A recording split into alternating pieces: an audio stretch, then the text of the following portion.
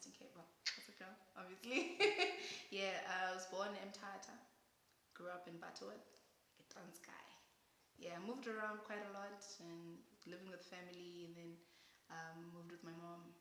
I actually lived this side in Victoria for 2 years, and then I went back. I'm telling the story like I want you to know like I moved around a lot because I met somebody one day and they told me the reason why I'm so like colorful. That's what the word they used. I'm colorful, probably because I've been with so many different people. I've met and interacted with different people in my life. Anyway, so yeah, and I moved to PE, so I'm also from PE. So I started singing when I was little. That's what they tell me. Like when I was like yang, they made me sing like, hey, this girl sings. Come, it's October, you know, like family events. I was there singing, and then I grew up. I started. I wanted to sing from a very young age. I was like, yeah, I want to be a musician. They were like, it's a dream, it's gonna fade. Obviously, it's parents, you know, family wants you to like go out there and get a proper job and make money and all that stuff. So they were like, no, it's gonna pass. Unfortunately, it didn't. And fortunately, it did. It didn't. So yeah, I grew up and I did talent shows growing up, primary school, high school, and then I got to varsity. I went to study music. Yeah, my mom was like, when I matriculated, I was like, okay, so mommy, remember I said I wanted to do music. My family is very supportive. They were a little, for sure, you know, they were like, music, you sure? My grandfather was the worst. Yo, he was like, so he didn't get it. He was like, oh my God, this child of music. So what are you gonna do with this music? He's very practical like that. So he was getting to my mind, trying to make me think about, hey, how am I gonna make music out of this, you know, money out of this music? So every time I went home, it was the same question. So, because I started studying music, you know, in 2012. So Dad, I was like, okay. Every time I went home, he's like, so then how's this music thing going? What's your plan? What are you gonna do with this? You know. So basically, yeah. And I grew up.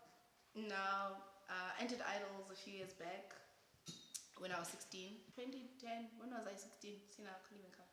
When I was 16, I entered. 2010, oh wow. Yeah, 2010. So I entered Idols when I was 16, because that's the age, you know, like, yeah, mommy, I told you, because I've been watching Idols like since it started. So I was like, mommy, that stage, I'm gonna be on that stage. So yeah, so 16, I didn't make it. I didn't make it to the TV round, because it's like the first round where it's like judges and then the directors and then you go through to the TV. So I didn't make it past that stage at all. I was heartbroken. I was 16. So I was excited. But that time I couldn't even open my eyes when I was singing. So I was not ready, right? And then I entered again in 2013. And I made it to group stage Sunset.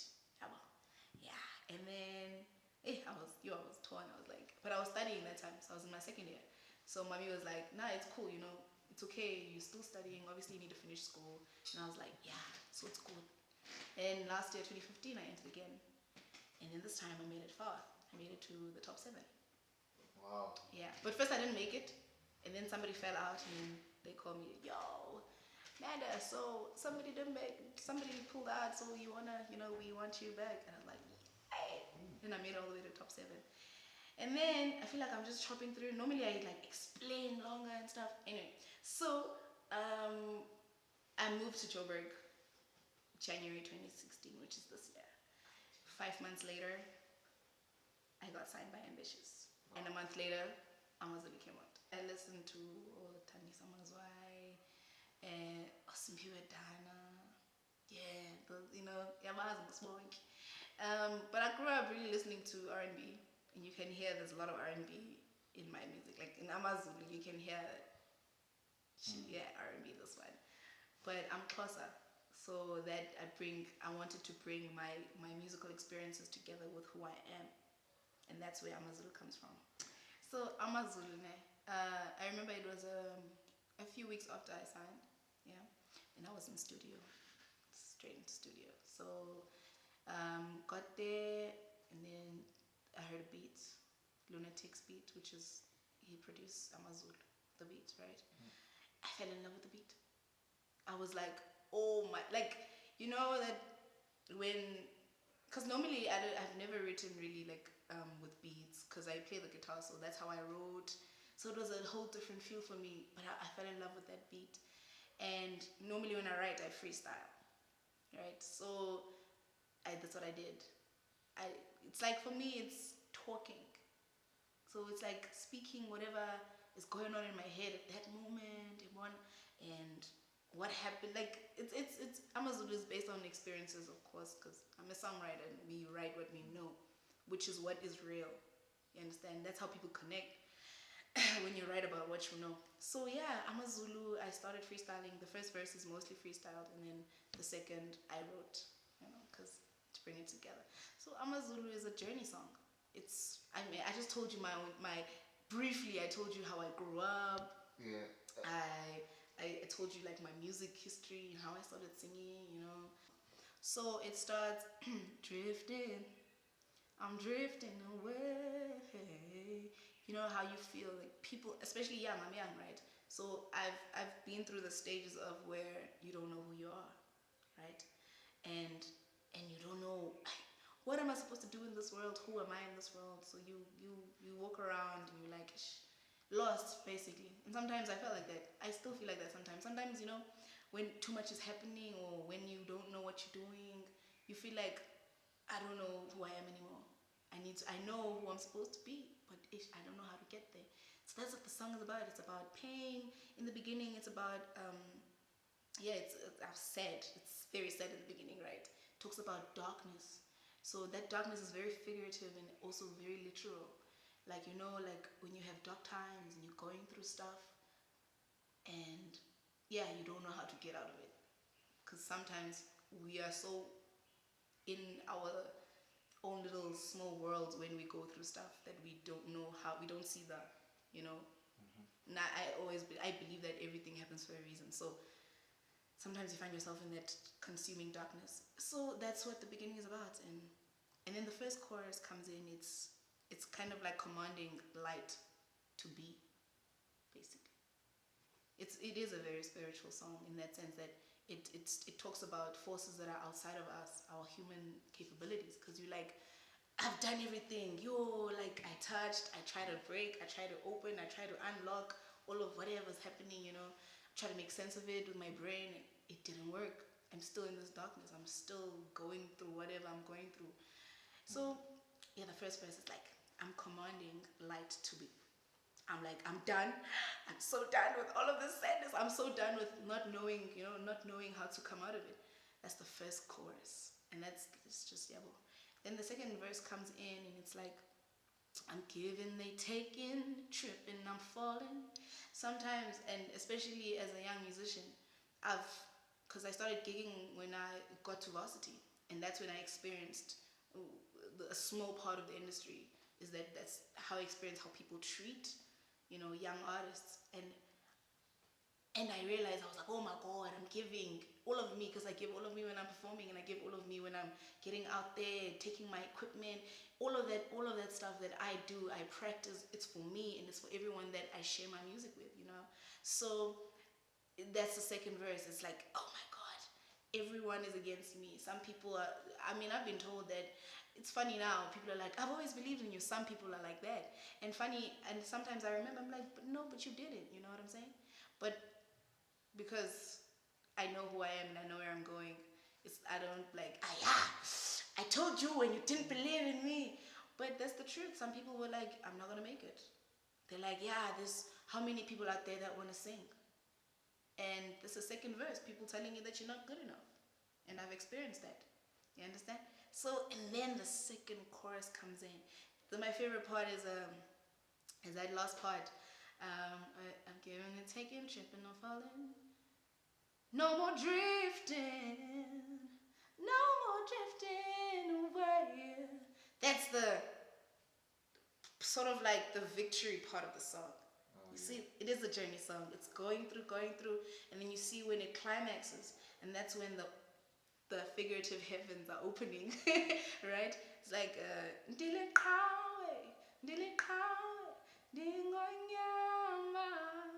that's me going, oh my goodness, I'm so done. This is happening. The light is here, and it's finally unraveling. That's when you realize why the bad things were happening. You have that in your life. You're like, oh my God, I realize now why I had to go through that, because right now I'm actually better. I'm stronger. And it's true. It's not just saying, the sayings are said so much that they kind of lose meaning. But when you actually go through it, and you're like, hey, but that saying, man, like I had to go through it to become strong. So that's that part. And then the big chorus comes in at the end. And that's when, and I know I get so emotional when I'm singing that song because I actually go through that journey every time I perform the song. I remember why I wrote the song. I remember what was happening when I wrote the song. I get to that last part and it's like, Volaka, Volaka. And then it gets big and emotions, everything gets bigger and bigger and amplified. And you get to that part.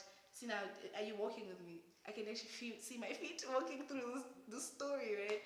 And you get to the end and then it calms down. It's like, it's done. And outside of the industry, you expect, you picture as an artist that you like, okay, that's where I'm going to be here. You've seen things, movies, how record labels look, the structures and how things work there, and everybody, you know what I'm saying? So me, it was a huge shock when I got there and everyone just walked. I was expecting, okay, most artist rivalries. I was expecting the new kid and I was scared. I was like, oh my God. And then I was very scared because there's the ladies, right? I fear the ladies the most because you know how girls are. So I was like, oh my word, what if they don't like me? And what if there's beef, because that's what you expect in a label, and there's a few artists and everybody, they feel. I also feel a sense of ownership there, and I've only been there for 4 months, and it's only because of the family vibe that happens there. It's how everybody is towards each other, and then I was so welcomed. It was crazy. I was like, immediately in the first month, I already felt like I belonged. I remember saying, because now I was very skeptical about signing, most the stories, most, and I was like, yeesh, I'm scared. And for that reason, I managed myself for a while, and I was doing it on my own for a while because I was like, ish, I'm scared to sign and wada, you know what I'm saying? So I got so ambitious, and it's totally like different atmosphere. I tell you now, I once said that it doesn't feel like I'm in the industry. I'm working, recording, I'm doing everything, interviews, but it doesn't feel like, almost that feeling, yeah, now I'm famous, now everybody knows my name. And Ambitious has that thing because of everyone, it keeps you grounded. And I'm experiencing that. It's an amazing, I don't even know how big Amazulu is. You know what I'm saying? And when I go perform, I see how people react to the song, and I'm like, whoa, how do you know this song? Type of way. I know it's playing on radio. I know people are downloading the song. I mean, it had 60,000 downloads in 1 week, but I don't realize the effect it has on people. Because now I made the song, now I'm making other songs, and that's what we do. I'm making other songs. People are asking for the album. I'm making other songs, and I'm not out there to see what my work is doing, and that's the dynamics that we have there. And it's incredible. I still can't believe it. Well, right now I'm working on like my own music and working on producing an album, But I have worked in the past. I have worked with the Jazeel brothers. Yeah, I'm on their new album, Out the Box. It's fire, and I'm on 2 tracks, Why and My Baby. So be on the lookout for that. It's out. It's been out, I think, 3 weeks now. So that's features outside of myself. Yeah. Do I tell you? No, definitely. I mean, we very keen on. People are asking for it. People are definitely on the. They are like every time they're like, yeah, So yeah, I mean, be on the lookout for it. We are in studio together, like most of us, and someone's recording. Like I said, it's that type of vibe. So when music speaks, we gotta answer. Okay, my number 1 rule: don't be like me. Be yourself. I tell you now, that's what keeps me grounded. My family keeps me grounded, and they keep me grounded because they know who I am, and they know that I know who I am. And that's why my mom, like, they so relaxed, even though they worried, obviously, because of outside things like the industry. Don't do drugs, Amanda. Don't get into this. You know what I'm saying? Every time I go home, I get that speech. But they trust me because they know that I know who I am, And my advice to you out there. Be yourself. That's the only thing that's gonna, hey man, the world is cruel. Everyone knows this. Everyone knows this. Now, if you don't know who you are, you'll believe anything that people tell you. You will lose yourself, like in the beginning of Amazulu. You will drift. And like at the ending, you won't find yourself if you do not find yourself. I don't know, did that make sense? You made a lot of sense. But just be yourself and remember what you want. And like sometimes, we forget. Like, oh, Kanina, what am I doing this for? Remember why you're doing what you're doing. I must remind myself every day why I'm doing the music.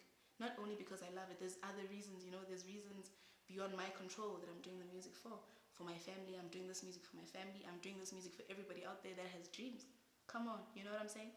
Because even like, my childhood friends are like, yo, dude, you've been saying this, bruh. And I'm like, I know. And I forgot that I said it 20, hold on, I couldn't have said it when I was 3. 10 years ago. 10 years ago. Or when I realized, man, I want to sing. I've been saying it. That time I wasn't like, ooh, I wish I was like, I'm going to be a singer one day.